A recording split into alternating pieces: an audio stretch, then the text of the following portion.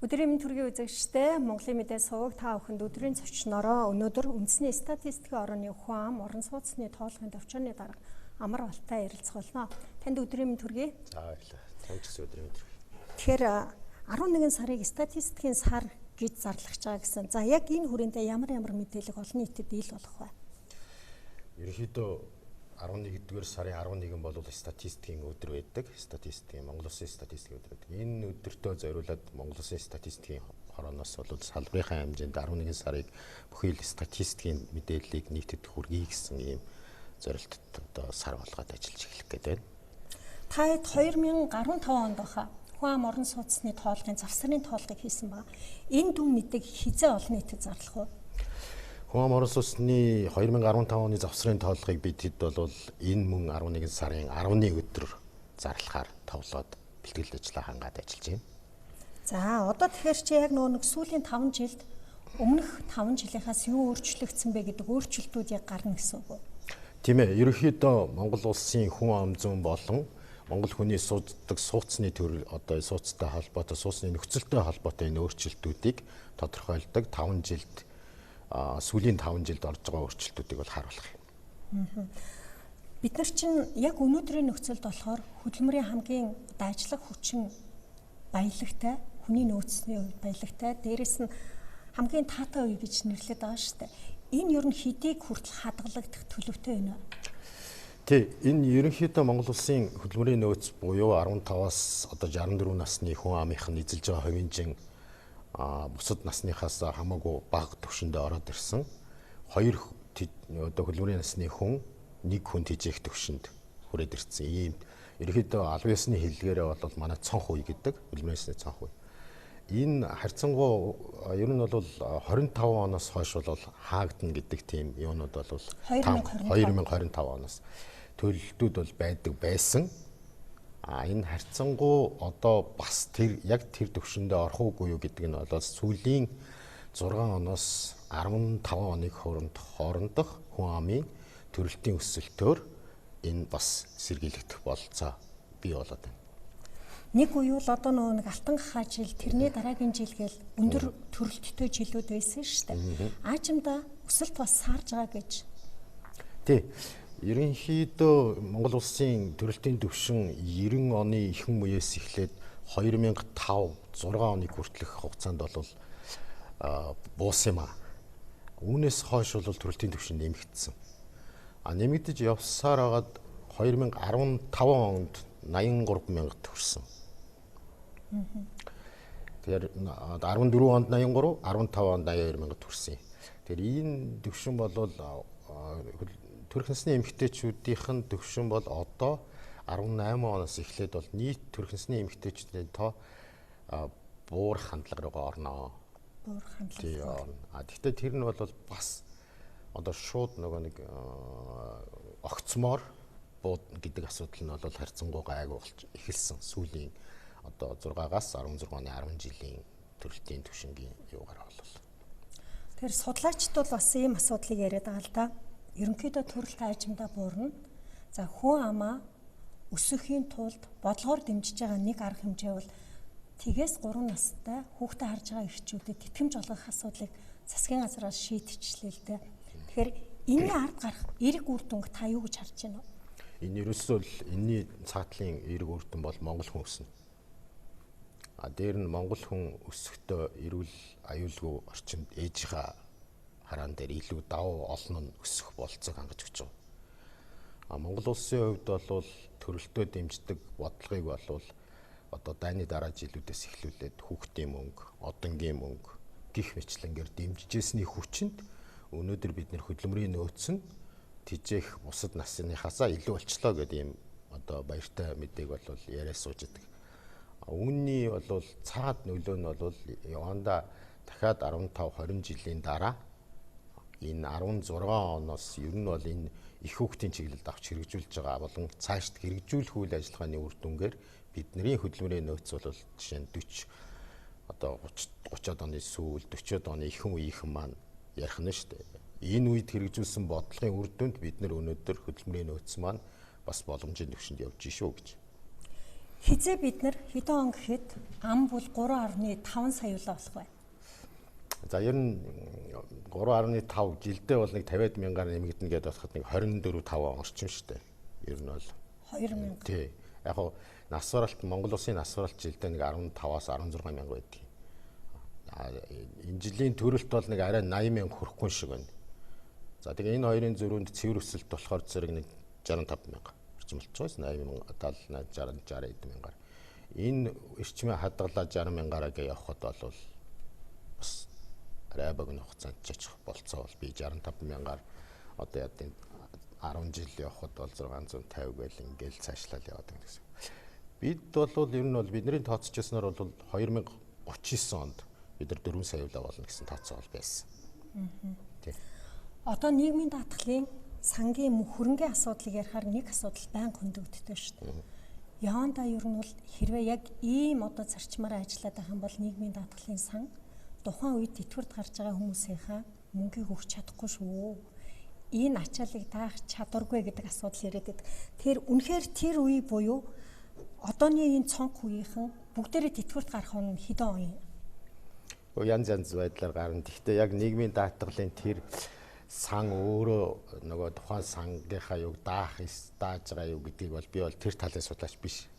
Ер нь бол манай яг энэ нэг 80-аас 70-аад оны ихэнх үеэс 80-аад оны сүүл үеийн 20 жилийн хугацаанд төрсөн жил дунджаар нэг 60-аас дээш мянган хүүхэд төржөөс энэ үеийнхэн тэтгэврт гарна гэдэг бол эхнийх нь 70 онд төрсөн нөхдүүд тэтгэврт гарна гэж одоо хэд юм 65 таа болно гэдэг чинь 2035 орчим болж ирж байна. Юу гэж байна? 2025-аас эхэлж байна. 2025-аас эхэлж байгаа хаа. Ер нь бол 55 өрөөд тэтгэврт гараад эхэлнэ. Тэгэхээр 25-аас эхэлж байна гэсэн үг л энэ нэг өндөр юуныхан чинь тэтгэврөөгөө очно гэсэн үг. Яг бол сантай холбоотой тэр юу ч юм бол яг судалдаг хүн нь бол би биш шүү дээ.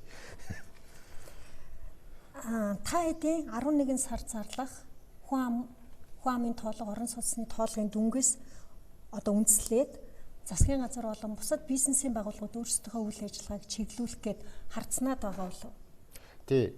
Ерөнхийдөө тоолгын үр дүн өөрөө өнгөрсөн хугацаанд явж үргэлжилсэн одоо энэ бодлогын үр дүнгуудыг өрх талаас нь хариултыг өгдөг. Жишээ нь Монгол улсын өрх өнөөдөр ямар суудсан сууж байна, ямар ундны ус сэргэлж байна, хаана хогоо хайж байна, хаана одоо яа хэдүүлээ амьдарч байна, ямар өмчлөлийн байшинд амьдарч байна, тэг насны бүтцч яаж байна гэдэг. Яг нь харьцангуй 10 оны тооллогоос 15 оны тооллогын хооронд Монгол улсад бол юуны хувьд өөрчлөлт харагдахгүй вэ гэхээр нас үсийн бүтцнийх өөрчлөлт харагдахгүй. Нөгөө 40-51%. Тий. Хүүсийн харьцаа болдог чинь. Гэтэл бид нар тэгж ойлгож ирсэн хэдий боловч магадгүй сүүлийн 5 жилийн төрөлтийн өндөр түвшин манай юг бол хүн амын суур буюу одоо хүүхэд насны хэсэг дээр нэмэгдсэн байхыг үгүйсэхгүй. Дээр нь ерөнхийдөө 5 жилийн хугацааны энэ богино хугацааны юг хардаг нь бол тухайн улс оронд гарч байгаа дараагийн жилүүдийн хэрэгжүүлэх үйл ажиллагаагаа богино хугацаанд харах юм юу тал та өөр ач холбогдолтой. Та нар бол мэдээллийн нэгэн зэрэг зарладаг. Тий. Статистикийн хуулиараа бол ер нь тэгээд статистикийн хуульч гэх юм байхгүй. Олон улсын түвшинд статистикийнхны нэг гол баримтлах ёстой зарчим юу байдаг вэ гэхээр ямар ч хэрэглэгчээ ялгаруулахгүйгээр мэдээлэл нэг цаг хугацаанд хэлсэн цаг хугацаанд зарладаг баг. Тэрийн хэрэглэгч нар нь яг энэ хөлсөд бол ийм мэдээ яг энэ цаг хугацаанд бүх хүнд ижилхэн өгж байгаа маа гэж. Төр болон хувийн хвшил хин нэгэн бол давуу эрх олохгүйгээр олгодог. Тэр бол статистикийн олон улсын ер нь дэлхийн статистикч нарын юу л да. Одоо зарчим. Би бас ингэж сонсч байсан. Гадны нэг судлаач эрдэмтэн бид нар яг статистикийн газрыг мэдээллийг үндэслэж ээж бизнесийн аль салбарт хөрөнгө оруулалтыг түлхүү хийх вэ гэдгээ тодорхойлдог. Өөрөөр хэлбэл тэр 5 жилд нэг удаа 10 жилд нэг хийж байгаа тоолохын дүн бол маш чухал байдаг.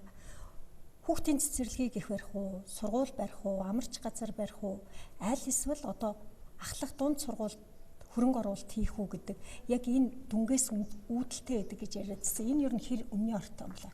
Ерөөсөө яг энэ дээр л толгуурлаа.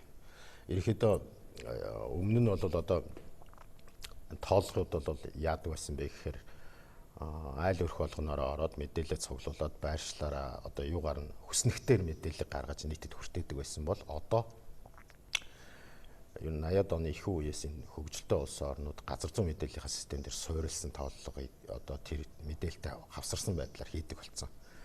Сая 10 оны тооллогоос ер нь баг 2000 оны тооллогоос эхлээд статистикийн байгууллага газар зүйн мэдээллийн системд суурилсан энийг хосолсон хэлбэрээр хүн амынхаа тооллогуудыг бол явуулж ирлээ. 2015 оны завсрын тооллого бол мөн ялгаагүй энэ бүртгэл суурилсан тооллого байсан хэдий боловч газар зүйн мэдээлэлтэйгээ уялаа. Тэгэхээр энэ мэдээллийг үндэслээд ёстой саяын таны хэлж байгаагаар хаана цэцэрлэгээ барих уу, хаана сургуулаа барих уу, хаана одоо умдны усаа яах вэ, хаана цахилгаанаа татах вэ? Энэ бүх төлөвлөлтийг нь суур болвол манай тооллогын үр дүн байдаг. Тэгэхээр статистикт ганцхан хүн амын тооллого байд юм уу үгүй. Статистикт бол эдийн засгийн тооллого, хөдөө аж ахуйн тооллого, тухайлбал одоо манай дээр өрхийн орлого зарлагын судалгаа, ажиллах хүчний судалгаа, мал тооллого тий. Ингээд маш олон хэмжээний тооллогуудын статистик үр дүнгуудын хавсарсан ийм үр дүнд үндэслэсэн одоо цааш тийм бодлого төлөвлөлт бизнесийн байгууллагууд нь ч гэсэн үүнд харгалзсан одоо өөрийнхөө цааш тавьж явах хэрэгжүүлэх үйл ажиллагаануудыг хаардаг. За ер нь бол гэхдээ хөгжиж байгаа улс орнуудын статистик дээр бол бас харьцангуй мэдээллийнх нь хувьд мэдээлэл цуглуулах процесс дээр бол хүндрэл үүсээд байна. Үүсдэг. Ер нь бол энэ бусад улсуудын одоо байдлаар харахад жишээ нь одоо Оросын холбооны улсаас тусгаар улсуудын юунууд энэ төр шүү дээ. Бид бол ялгаагүй л 90-ад оны их үеэс зах зээл рүү орж зах зээлтэй статистикаараа л эхэлсэн. Гэхдээ Монгол Улсын статистикийн нэг том онцлог нь бид нар тусгаар улс байсан гэдгээрээ манай статистикийн байгууллагын болов чадах нь олон улсын түвшинд ямар ч байсан өөрийнхөө мэдээллийг үнэн зөв гаргахын төлөө олон улстай хөл нээл зэрэгцэх. Бусдад одоо манай мэдээлэл бол дан ганц хүмүүс ойлгодог л доо статистикийг бол дан ганц тоо цуглуулаад хураагаал байж идэг.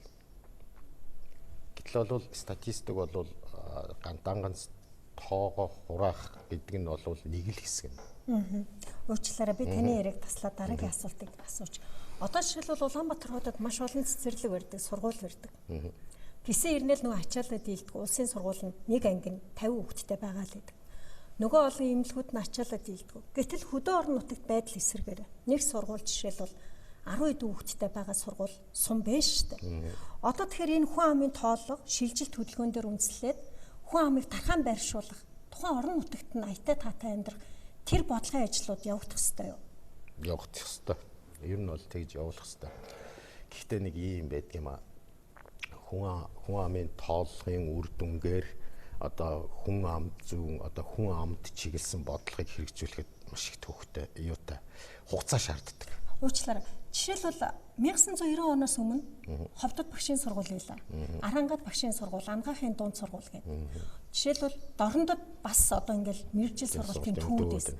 Тэр чинь хүн амыг тухайн орон нутагт нь хүн амыг тогтоон барих нэг гол хөшүүрэг арга хэмжээ, бодлогын арга хэмжээ байсан баха. Тэгсэн. Тэр бол дандаа л ер нь бол хөшүүрэг бодлогонууд тэр аливаа нэг хүн болвол хаа нэгэн газар боловсрол эзэмшчихэд тэндээсээ бол буцах маш сонирхол багтай. Ер нь бол. Гэтэл одоо Улаанбаатар хотод эсэргээрээ бүх хүмүүс нь төвлөрөөд шүү дээ. Одоо энэ хит төвлөрлийг яаж задлах вэ? Танай тооллогын дүнбэл энд би чухал ач холбогдолтой гэж үзэж байна. Тий, ер нь бол бид хэд бол энийг бол 2000 оны тооллогоос хойш л хэлж байгаа. Тэгээд яг вэ аливаа хүн амыг тархаан сууршуулж байршуулахад бол бодлогын хувьд бол хэд хэдэн янзын арга бол байдаг. Хамгийн үр дүн жаах өгдөг арга бол эдийн засгийн хөшүүргээр нь байршуулж болно. Эдийн засгийн хөшүүргээр тархааж болно. Гэхдээ бас хоёр талтай аливаа юм заавал нэг талын сайн гэж нэг тал нь муу байж болохгүй. Европын улс орнууд үндсэндээ бол төвлөрж иж хөгжсөн. Гэхдээ хүн амынхаа нөгөө нэг аюулгүй таатай эрүүл орчинд амьдрах гэдэг тэр юм нь бол одоо бас зөрчигдөд эхлэв шүү дээ их төвлөрүүл. Зөв яг 13 онд бид нэг судалгаа хийжсэн юм аа. Ер нь бол яаж Улаанбаатар хотын хүн амыг тархааж байрлуулж болох уу гэдэг тий.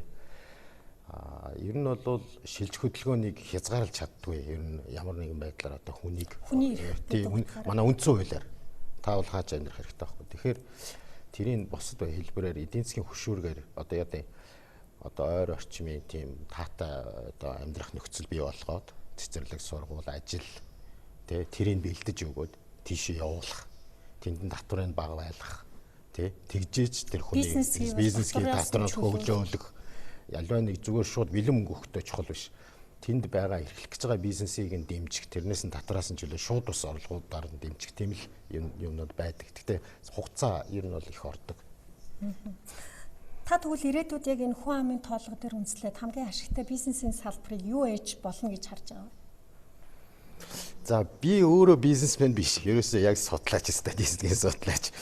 Тэгэхээр надад болохоор энд харж байгаа бизнес бол бизнес гэж зүгээр яг магадгүй хүмүүс энэ бизнесмен олсууд харуул за энэ ч юм дамжгийн юм ярьдаг нөхөр юм да гэж бодох байх. Гэхдээ Монгол хүнийг одоо ер нь ахмад настан өндөр наснууд ихсэж байна. Ер нь бол цаашдаа өндөр насны асрамжуудыг бол байгуулах нь бол илүү үр дүнтэй байх болно. Ирэх одоо 4-5 жилдээ бол хүүхдийн хувцас 0-оос одоо 6 насны хүүхэд тэгээд 6-аас 14 насны хүүхдүүдийн хувцсны болон одоо тэдний байх бизнес бол бас их өргөжих байх л гэж бодож байгаа шүү дээ. Тэгж харж байгаа. Оросын улбаны улс жишээлбэл яг энэ хүн амынхаа тоолго дээр маш их ач холбогдол өгдөг.